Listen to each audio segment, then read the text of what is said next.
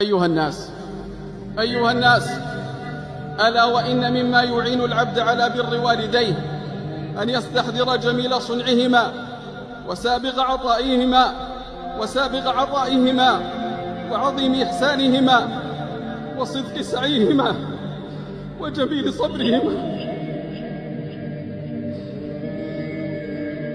صبرهما في تربيته ورعايته،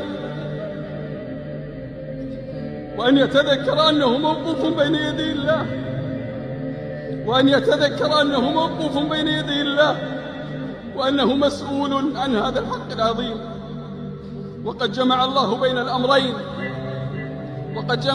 بين هذين الأمرين في قوله تعالى: ووصينا الإنسان بوالديه حملته أمه وهنا على وهن وفصاله في عامين أن اشكر لي ولوالديك إلي المصير. واعلموا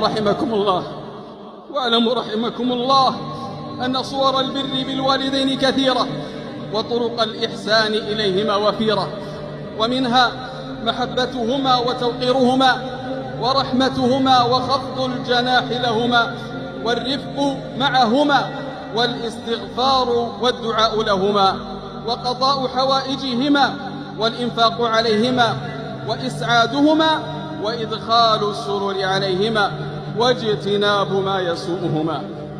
أيها المؤمنون، ويتأكد هذا الحق العظيم للوالدين حال كبرهما وضعف قوتهما وقلة حيلتهما،